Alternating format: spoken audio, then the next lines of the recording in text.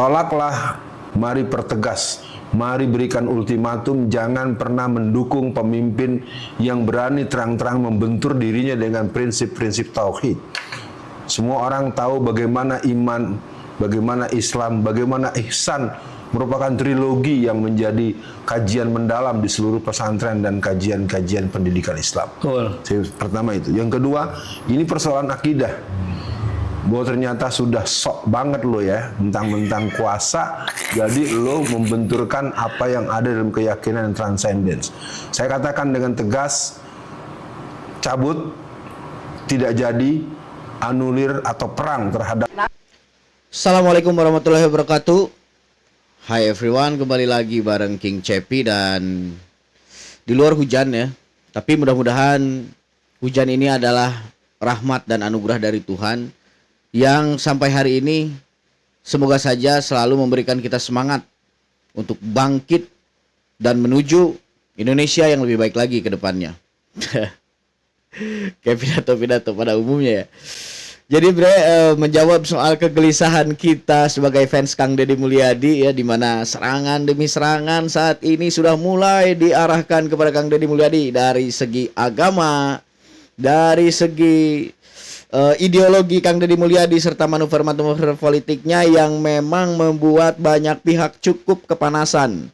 Semoga saja ini pertanda baik ya, pertanda baik buat perubahan Indonesia ke depannya. Karena gue pernah dengar suatu riwayat, ikutilah pemimpin yang banyak dibenci oleh tokoh-tokoh yang dirasa cukup berpengaruh gitu di suatu daerah. Nah, sekarang dengan munculnya para pembenci Kang Deddy Mulyadi ini semakin memantapkan dan meyakinkan kita seharusnya gitu bahwa Kang Deddy ini adalah salah satu aset, salah satu calon pemimpin nasional paling potensial untuk negara kita. Terlepas dari hujatan, cacian, makian dan juga serangan yang menimpa dirinya, semoga saja Tuhan tetap memberikan kesehatan serta memberikan kekuatan dan mental baja untuk menghadapi musuh-musuh politiknya yang memang selama ini merasa dirugikan semenjak kepemimpinan beliau di Jawa Barat. Baik itu di sektor pertambangan maupun mafia-mafia anggaran yang sekarang sudah nggak bisa lagi main-main. Mereka sudah nggak berkutik lagi. Baik kita kawal terus Kang Deddy Mulyadi sehingganya kita bisa menyongsong Kang Deddy Mulyadi di kemudian hari untuk menjadi pemimpin Indonesia yang akan membuat gebrakan baru untuk dunia perpolitikan di negeri ini. Mari kita saksikan lagi videonya. Nggak boleh Pak, jalan tuh jelek ganti aja Pak, jangan ditambal Pak. Kepala UPTD wilayah Cianjur. Paling terisolir Cianjur daerah mana? Hah? Cikadu disebut terisolir kunaon? Karena jalannya masih Butut pisan. Bisa nggak oleh karya bakti TNI atau TMMD sekarang? bisa Pak, tapi kita juga pemilihan rutin ya jalan. Malah angus rutin mah Pak. Rutin mah aing nyaho. Pemilihan rutin mah nyaho aing keur hujan gede, eta cai dikecebur-kecebur terus ditamalan. Lihat we, ku eta isukna coplok deui we ngaranna ge rutin. Lamun teu rutin teu batian. Jadi ini merupakan sindiran keras buat kepala daerah di seluruh Indonesia ya, bahwa jalan kalau udah rusak tuh diganti gitu, bukan malah ditambal. Ya mending sih kalau nambalnya bener gitu. Kebanyakan ya jalan di daerah-daerah tuh ya nambalnya ya seala kadarnya aja gitu. Jadi kadang sebelum ditambal tuh kan jalan tuh kan dilubangi dulu nih. Si lubangnya itu dibentuk dulu gitu. Persegi agar supaya mungkin nambalnya lebih mudah dan lebih gampang gitu. Tapi ketika sudah penggalian pembentukan jalan itu kadang lama banget baru ditambal gitu. Itu malah membahayakan para pengendara gitu. Dan mungkin di daerah kalian juga sering terjadi gitu hal-hal yang seperti itu. Pemimpin yang memang memiliki ide yang kreatif seperti Kang Deddy ini ya patut diacungi jempol dan patut juga menjadi kiblat pemerintahan ya tentunya di seluruh Indonesia. Jangan malah kepala-kepala daerah lain itu terkesan menghujat gitu, kadang mengomentari dengan ada sarkasme kepada Kang Deddy Mulyadi. Yang sebetulnya ya pekerjaan mereka itu nggak lebih bagus gitu daripada Kang Deddy Mulyadi. Tapi ya inilah budaya di negeri kita, di mana ada kejujuran ditegakkan, maka di situ akan ada kejahatan yang mencoba merongrongnya dan mencoba untuk menjatuhkan, menebang tiang kejujuran tersebut. Saya minta lagi ke kepala PU, tidak boleh lagi ketika hujan lebat Coko China kocok di Taiwan turun di Tamalan. Aman, Pak. Jangan, Pak. Jalan yang baru tuh provinsi di wilayah siapa? Paling banyak wilayah Deddy Mulyadi. Bener tuh Pak? Sadang Subang butut. Karawang tepi ka dieu jalan Babakan Cikao, jalan Kelari butut. Anu kawan asa butut, ya anu ka Sadang Subang bagian sa? Saya, Pak. Perubahan udah masuk Pak. Butut tuh jalanna. Butut teh. Sedang, Pak. Lepas ya butut teh. Iya, Pak. Geger julgang teh lamun jalan ke Ciamis jalan provinsi alus. Iya, Pak. Jalan arah ke Tasik alus. Iya. Jalan nu daerah Bekasi, Kerawang, Purwakarta, Subang baru tut sia teh. Kita provinsi Jawa Barat. Jadi gini bre, dengan Indonesia ya yang dengan nuansa tropisnya gitu, yang berada di antara garis khatulistiwa ini kan kita ini punya dua musim ya, musim panas dan musim penghujan. Tentunya infrastruktur juga harus ikut gitu. Sebenarnya harus ikut faktor geografis kita gitu, yang memang kita ini iklimnya tropis gitu. Ada musim hujan, ada musim kemarau gitu, musim panas. Nah di sini guys, sebenarnya pembangunan infrastruktur di negeri kita ini kebanyakan. Tapi mungkin ya standarnya memang seperti itu gitu kan yang ditetapkan oleh pusat. Tapi kebanyakan kepala daerah di Indonesia ini tidak menerapkan standar pembangunan untuk di wilayah tropis gitu, seperti hujan. Kan itu sebenarnya cukup mengikis gitu ke jalan aspal ataupun ramat beton ya. Jadi infrastruktur itu harus menyesuaikan gitu, harus kompatibel dengan faktor geografis tadi gitu, agar supaya jalannya awet gitu kan, bangunan-bangunannya awet, kokoh, tahan lama gitu. Gimana caranya gitu. Tapi kan kadang anggaran misal 800 triliun, realisasi pembangunannya yang nyampe paling cuma 2 triliun. Tapi itu udah jadi rahasia umum, kita nggak usah kaget. Inilah negeriku, inilah bangsaku gitu. Di mana sang kucing dan sang tikus telah damai dan lebih memilih ikan asin yang mati dan tak berdaya. Jadi aparat penegak hukum udah bekerja sama dengan para pejabat. Untuk siapa? Untuk nindas kita sebagai rakyat. Itulah yang terjadi selama ini. Tapi kita rakyat Indonesia ini memiliki kekuatan mental yang luar biasa, bre. Kita nggak diurus oleh siapa-siapa gitu selama ini. Kita punya masalah hukum nggak ngelindungin kita. Gitu. Nggak ada sebenarnya. Kebanyakan ya masyarakat itu diintervensi oleh aparat penegak hukum itu sendiri kadang gitu. Tapi ya ini sudah berlangsung lama sekali dan masyarakat Indonesia sudah cukup terbiasa dengan hal-hal semacam itu gitu. Jadi sorry nih buat para pejabat yang memang sukanya korupsi gitu, sukanya nyusahin rakyat gitu. Kami udah nggak mempan dengan penderitaan yang kalian tanamkan selama ini gitu, dan kami janji kami bakal melawan suatu saat untuk mengambil hak kami sebagai rakyat Indonesia. Merdeka. Bapak jangan terlalu serius Pak, tenang. Jangan terlalu tegang Pak.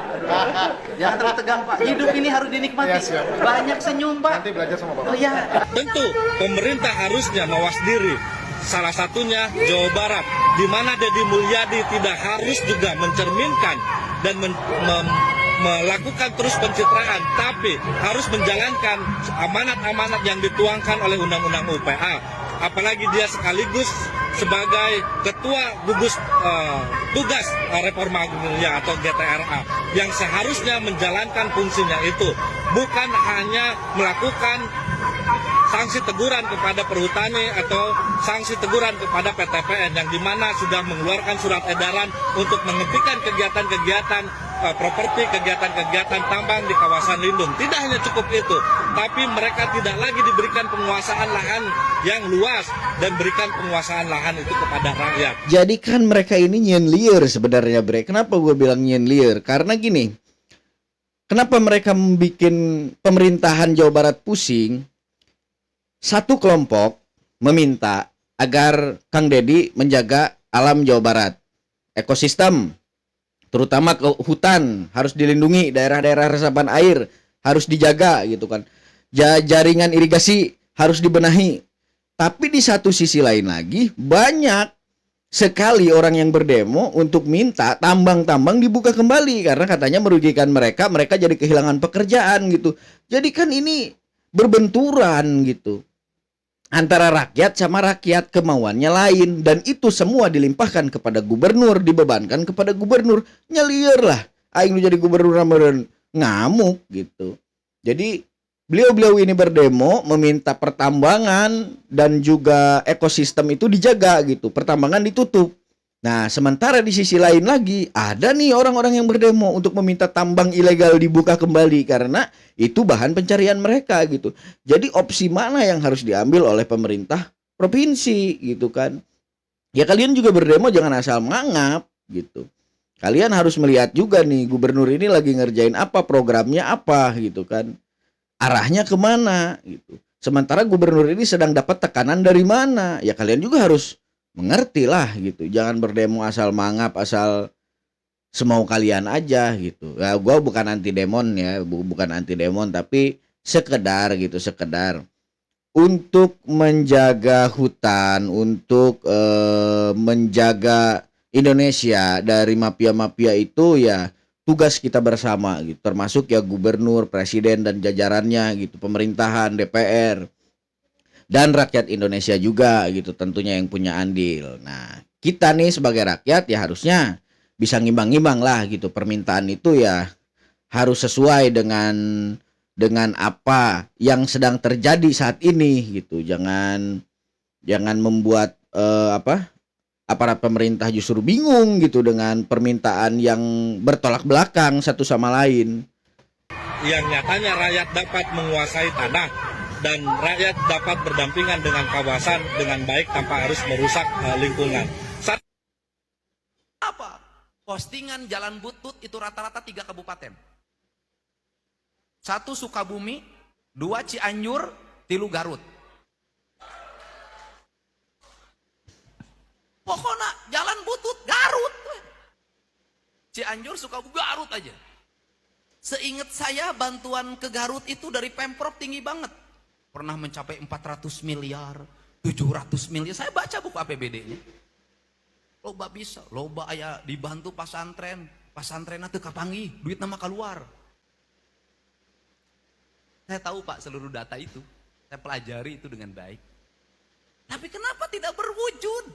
Kenapa? Karena para penyusun anggarannya, penulis anggarannya, dia tidak mewakili rakyatnya. Dia mewakili hawa nafsu dan kepentingannya.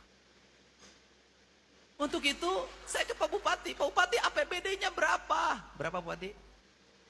4,9 triliun. Kalau 4,9 triliun Pak Bupati ya harus bisa membelanjakan anggaran jalan 500 miliar. Harus bisa. Kalau nggak bisa begitu berarti yang disembunyikannya banyak banget. Sudahlah jangan bohong pada Terima kasih Bapak. Nah bro, jadi jelas ya sekarang kenapa Kang Deddy Mulyadi bersikeras selama ini untuk efisiensi anggaran. Kenapa Kang Deddy juga sangat antusias sekali untuk mengaudit dana hibah yang selama ini jor-joran gitu. Karena ya Kang Deddy sudah banyak gitu temuan-temuannya dan kejanggalan-kejanggalan yang dilakukan oleh pemerintah daerah dan lembaga-lembaga yang terkait soal dana hibah gitu kan, soal anggaran-anggaran siluman yang selama ini sebenarnya nggak betul-betul nyampe ke rakyat gitu. Jadi ini juga sebenarnya ultimatum buat para pemerintah daerah tingkat 2 sekelas kabupaten kota untuk lebih disiplin lagi gitu dalam mengelola anggaran agar supaya pembangunan yang percepatan pembangunan dapat terrealisasi gitu. Jadi pemerintah provinsi juga ya sebenarnya sangat bergantung sama pemerintah daerah tingkat 2 sekelas kabupaten kota. Karena apa gitu? Karena kan ya nggak bisa berjalan pemerintahan provinsi tanpa adanya kolaborasi dengan pemerintahan kabupaten dan kota gitu. Jangan malah nih ketika gubernur menerapkan aturan yang memang menurut kalian itu bersinggungan gitu, memang menurut kalian itu kurang menguntungkan gitu, kalian malah sensitif gitu terhadap pemerintahan provinsi gitu, yang pada akhirnya ya realisasi pembangunan itu akan terhambat ujung-ujungnya gitu. Ya komunikasi aja dulu gitu dijaga antara pemerintah kabupaten dan pemerintah provinsi, maka akan terjadi keharmonisan. Kalau udah harmonis, maka pembangunan itu akan dapat terrealisasi dengan cepat gitu. Ini saran dari masyarakat yang tidak tahu apa-apa, tapi kami memperhatikan setiap gerak-gerik pemerintah yang bekerja di negeri ini. Jadi ya kayak model anggota dewan juga baik yang dari DPR tingkat 1 dan tingkat 2 gitu. Tolonglah bantuannya gitu. Tolonglah kalian juga mendukung gitu kebijakan-kebijakan yang memang selama ini disetujui oleh rakyat gitu. Banyak sekali gitu persentase rakyat yang memang merasa terpuaskan gitu oleh kinerja-kinerja pemerintah provinsi sekarang gitu terhadap apa yang dia lakukan. Perkara konten ya tolong jangan dibahas terus gitu kan, karena ya kembali lagi gue tegaskan di sini, serangan yang paling bodoh menurut gue terhadap Kang Deddy Mulyadi itu adalah ketika ada tokoh politik, tokoh cendekiawan gitu nasional yang memang kita tahu dia berpendidikan tinggi gitu, yang memiliki wawasan yang luas, hanya mampu mengkritik soal kontennya Kang Deddy Mulyadi aja gitu kan. Itu rasanya kurang pas aja gitu, seorang tokoh nasional dia nggak punya ide lain gitu buat mengkritik Kang Deddy Mulyadi kalau bukan soal kontennya. Sedang kami lakukan Mbak dengan PUPR, dengan ESDM Mbak, dan juga dari Perhutani dan dari Universitas Bapak. Ini sedang kami lakukan, nanti ke depan hasilnya akan kami sampaikan ke Bapak. Ya. Pak, ini bukan yang dilakukan Pak, kebutuhannya mendesak sekarang kok Pak. Ya. Ini perlu taktis, tinggal kumpul sehari beres jalan loh Pak. Ya. Ini udah 6 bulan Pak. Ini keburu Pak, habis Pak. Bapak kontak aja dengan saya diajak keliling Pak. Saya mau tahu satu-satu titiknya. Saya yang mengoperasi Pak sendiri Pak tanpa bantuan siapapun, karena saya sayang sama kehutanan. Orang perhutaninya takut Pak, takut sama preman, takut ada backup ini, backup sana, ada yang jagain bersenjata, gitu loh. Nah ini harus taktis, nggak bisa lagi akademis, nggak bisa lagi kajian. Ayo kumpul hitung, ini tanahnya geser, kumpul hitung tanahnya geser. Aduh Pak, selama Bapak rapat udah digali semua Pak. Yang galinya kok ini nitip ini saya dititipin banyak, saya nggak mau. Nah itu jadi definisi dari gercep ataupun gerak cepat itu ya sebenarnya. Inilah yang dilakukan oleh pejabat-pejabat di negeri kita selama ini gitu. Jadi ketika menangani sebuah permasalahan gitu, baik dari infrastruktur maupun permasalahan-permasalahan di pemerintahan gitu, mereka selalu gitu sistemnya akademis gitu. Ayo kajian, studi banding, Akhirnya permasalahan di bawah itu udah terlanjur hancur gitu. Yang mana semakin lama itu dibiarkan semakin sulit gitu untuk ditangani. Apalagi soal pembangunan ini kan banyak sekali hambatannya. Seperti yang kita pernah lihat di videonya Kang Deddy gitu kan, di channel YouTube-nya Kang Deddy dulu. Pernah Kang Deddy itu membangun sebuah jembatan gitu, dan banyak sekali oknum-oknum preman yang mengganggu gitu proses pembangunan tersebut. Bahkan ada beberapa yang dikatakan malak lah gitu sama petugas-petugas proyek di sana gitu. Padahal ya itu dana Kang Deddy Mulyadi pribadi gitu, tidak ada campur tangan dari siapapun. Itulah yang terjadi selama ini di negeri kita. Ya makanya itu Kang Deddy saat ini udah mulai ngurangi perhatiannya terhadap ormas dan juga LSM gitu, karena ya sebenarnya bukan sedikit juga gitu dana-dana uang negara yang masuk ke mereka gitu. Tapi ya mereka juga kalau masalah kerjaan ya seolah-olah mereka paling nasionalis gitu. Padahal ya intinya ya mereka juga pengen untung gitu dari apa yang mereka lakukan gitu, dari apa yang mereka jalani.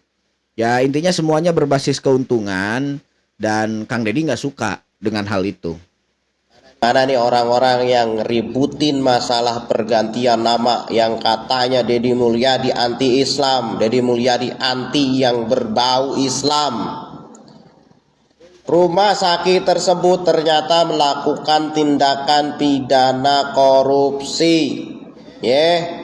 Jadi siapa sebenarnya yang anti Islam? Siapa sebenarnya yang memanfaatkan nama Islam hanya untuk melakukan tindakan pidana korupsi? Nah, jadi Bre di sini jelas ya. keterangan dari si AA ini katanya ternyata rumah sakit itu rumah sakit yang sempat tersandung kasus korupsi gitu. Jadi kenapa Kang Deddy mau membersihkan itu semua sehingganya Kang Deddy memiliki ide gitu untuk merubah nama rumah sakit tersebut, mungkin untuk membersihkan histori buruk di belakang gitu maksud Kang Deddy, dengan harapan juga pergantian nama rumah sakit itu akan membawa aura positif bagi rumah sakit tersebut gitu. Jadi ini kan salah satu pemimpin yang memiliki intuisi tinggi gitu, memiliki feeling yang sangat kuat terhadap apa yang sudah terjadi. Makanya di wawancara Kang Deddy kemarin gitu, Kang Deddy mengatakan, ayo sudahlah katanya, semuanya juga sudah tahu gitu apa permasalahannya gitu. Kang Deddy nggak mau menyebut secara spesifik bahwa rumah sakit tersebut itu ada kasus dugaan korupsinya di sana gitu. Tapi ya segitu mah sebenarnya Kang Deddy udah ngejaga perasaan orang-orang gitu. Orang-orang yang selama ini mengatasnamakan Islam gitu, padahal mereka menunggangi Islam untuk memperkaya diri sendiri gitu jatuhnya. Jadi apalagi kemarin kan kita lihat tadi di awal video juga ada orang yang terang-terangan menabuh genderang perang gitu dengan Kang Deddy Mulyadi karena Kang Deddy Mulyadi mengganti nama rumah sakit tersebut. Kan itu sebenarnya sebuah kejanggalan besar ya bagi kita masyarakat kalau kita memperhatikan berita-berita di media dan kritis atas apa yang terjadi. Karena apa gitu? Masa sih gitu pergantian nama rumah sakit saja sampai dia menabuh genderang perang gitu terhadap Kang Deddy Mulyadi, kan gak logis sebenarnya. Kalau memang dia nggak merasa dirugikan gitu oleh pemerintah Provinsi Jawa Barat dengan pergantian nama tersebut. Kalau memang dia nggak merasa bahwa pemerintah Jawa Barat itu akan mengambil alih gitu fungsi dari rumah sakit tersebut. Bahkan kan Kang Deddy juga sudah sempat menjelaskan bahwa dia akan menaikkan status rumah sakit tersebut menjadi rumah sakit sekelas Rumah Sakit Hasan Sadikin lah. Kita tahu kan Rumah Sakit Hasan Sadikin itu adalah salah satu rumah sakit terbesar di Provinsi Jawa Barat dan juga salah satu rumah sakit yang menangani pasien terbanyak gitu tiap tahunnya di Jawa Barat. Bahkan dari seluruh provinsi di Indonesia juga banyak gitu kan yang berobat ke rumah sakit tersebut karena yang pertama fasilitasnya, kedua pelayanannya juga lebih baik dan lebih jelas gitu dibanding rumah sakit di provinsi lain. Nah ini jadi sebenarnya balik lagi protes-protes yang terjadi, serangan-serangan yang terjadi itu karena orang-orang yang merasa kepentingannya terganggu dan juga merasa bahwa saat ini lahan pencarian duit dia, lahan cuan dia itu sudah mulai terusik oleh kebijakan Kang Deddy, oleh manuver politiknya Kang Deddy gitu. Jadi ya sudahlah gitu. Kita masyarakat sudah tahu intinya, makanya kita harus tetap bersatu padu dan saling berpegangan satu sama lain untuk menjaga amanah konstitusi dari negeri ini gitu. Dan juga menjaga amanah dari Tuhan yang berupa manusia dan bernama Deddy Mulyadi. Semoga saja kedepannya Kang Deddy Mulyadi bisa memiliki otoritas yang lebih luas lagi, tak hanya di Jawa Barat ya, untuk menertibkan semua administrasi, memberantas para koruptor, dan juga memberantas mafia-mafia tambang yang selama ini bercokol di negeri ini. Ini pernyataan dari gubernurnya langsung. Dengerin, pakai pikiran yang jernih. Ini lihat bahwasanya itu adalah sitaan dan ada orang yang memanfaatkan nama yang suci itu ya untuk melakukan tindak pidana korupsi. Coba bayangkan.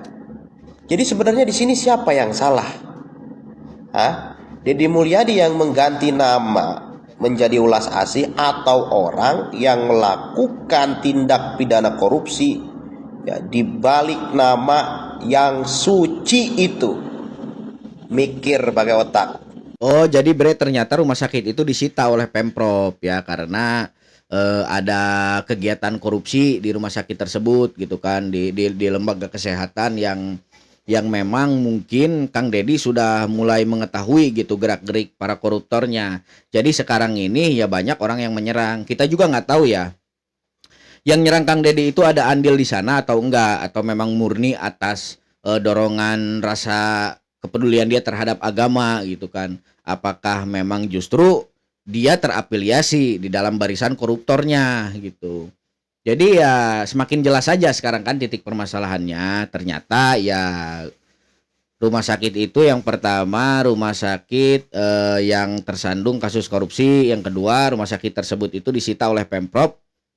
Sehingga gitu Deddy Mulyadi yang berkapasitas sebagai gubernur ya mungkin merasa berhak lah gitu untuk mengganti nama rumah sakit tersebut agar supaya histori buruk di belakangnya itu ya bisa terhapus gitu. Ya ini sih sudah bukan apa? Ini sudah bukan kapitalisasi di bidang kesehatan lagi, tapi kan udah masuknya kejahatan gitu di bidang kesehatan. Kalau sudah ada korupsi di sana maka ya sudah nggak bakal beres gitu. Artinya yang memegang otoritas di rumah sakit tersebut gitu pasti udah bermasalah gitu. Makanya mungkin Kang Deddy mau membersihkan lah, memberantas sampai ke akar-akarnya, sampai bahkan nama rumah sakit pun dirubah. Perkara dirubah dari tadinya nama yang berbau agama menjadi nama yang berbau Sunda gitu, sebenarnya ya itu tuh sebenarnya hanya permainan kata-kata saja gitu kan. Kalau memang kita telaah lebih dalam lagi, ya welas asih itu artinya kan kasih sayang gitu kan, kasih dan sayang, yang mana ya agama mengajarkan kasih sayang gitu kepada penganutnya gitu. Jadi sebenarnya nggak ada masalah sih di sini, cuman ya balik lagi tadi, ini semua cuman faktor kepentingan yang dimana ada banyak orang-orang yang merasa dirugikan.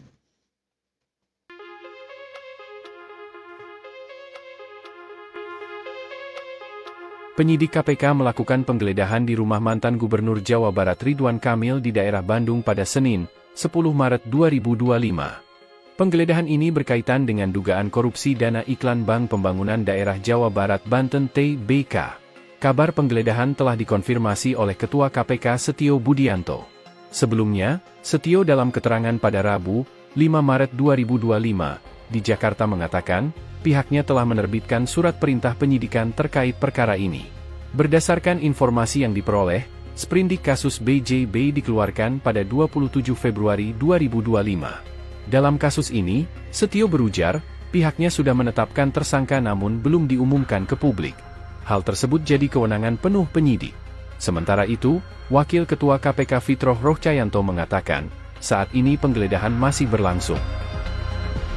Jadi Bre, dengan adanya KPK yang menggeledah rumah Kang Emil secara tiba-tiba itu kan berarti ada indikasi KPK mempunyai temuan korupsi yang merujuk ke Ridwan Kamil gitu kan. Nggak mungkin kan KPK tiba-tiba menggeledah rumah seorang tokoh politik secara tiba-tiba tanpa alasan yang kuat kan. Jadi kan dugaannya ini soal penyelewengan dana media sosial ya, dana yang kisarannya 10 miliar tersebut kan. Nah, di sini juga sebenarnya belum kebahas semua sih soal tunggakan BPJS, soal dana hibah yang ratusan miliar juga gitu kan. Ya, semoga sajalah secepatnya permasalahan ini akan segera diurus dan ditangani oleh pihak terkait yang memiliki otoritas, dan semoga juga secepatnya akan beres. Serta kita berharap gitu, uang-uang negara yang sudah berhamburan entah kemana ini bakal dibalikan lagi lah ke negara gitu, bakal dibalikan lagi kepada sepenuhnya dan sebesar-besarnya kepentingan rakyat gitu. Toh selama ini juga udah banyak gitu, dari zaman Edi Tansil sampai sekarang ini ya duit negara yang dikorupsi oleh para koruptor itu ya nggak pernah balik lagi. Pada akhirnya negara hanya menanggung inflasinya gitu. Pada akhirnya rakyat hanya menanggung penderitaannya gitu. Kenapa? Dari inflasi tersebut kan rakyat otomatis jadi harus mengeluarkan lebih banyak nominal gitu untuk membeli suatu barang kebutuhan masyarakat.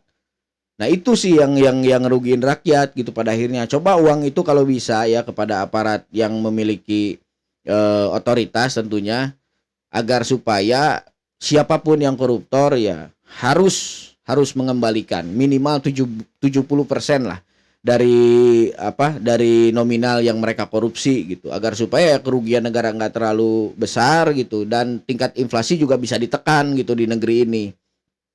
Karena ya salah satu yang mencekik kita rakyat ini inflasi gitu. Nah itu. Siapa pelakunya? Ya para koruptor gitu, yang melakukan pencucian uang gitu, yang melakukan korupsi, yang melakukan penggelapan dana gitu. Ya mereka-mereka yang senang dengan keluarganya, kita akhirnya kan yang terpuruk seumur hidup.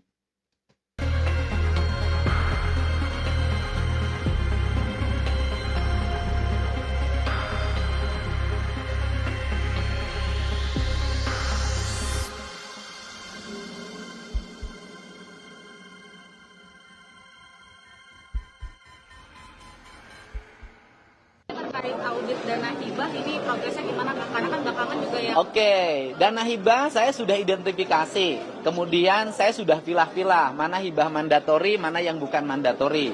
Mana yayasan yang kemudian mana hibah di bawah 100 juta, mana hibah di bawah 500 juta, mana hibah di atas 500 juta, mana hibah di atas 1 miliar, mana hibah di atas 5 miliar, mana hibah di atas 40 miliar.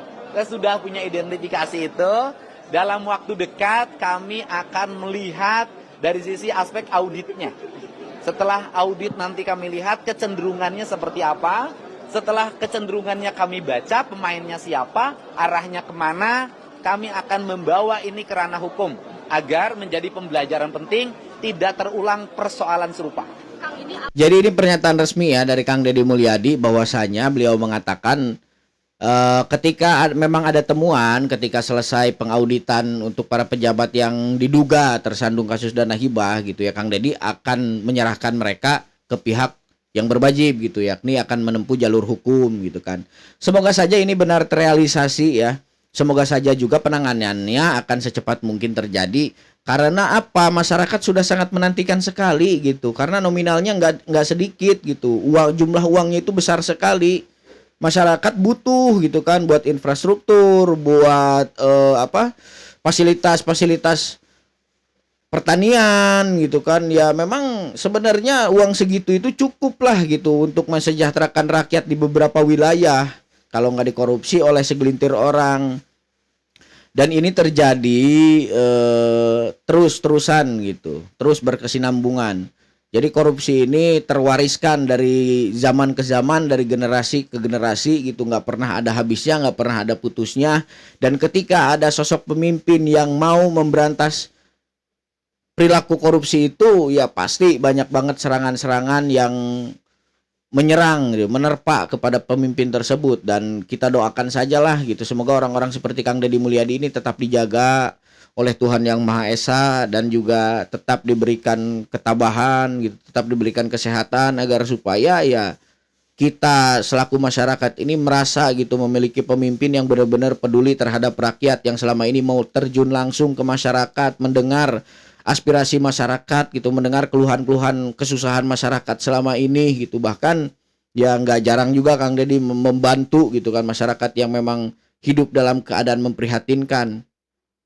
Tapi ya balik lagi lah gitu, ketika kebaikan hendak ditegakkan, ya pasti kejahatan itu akan selalu menyerang gitu.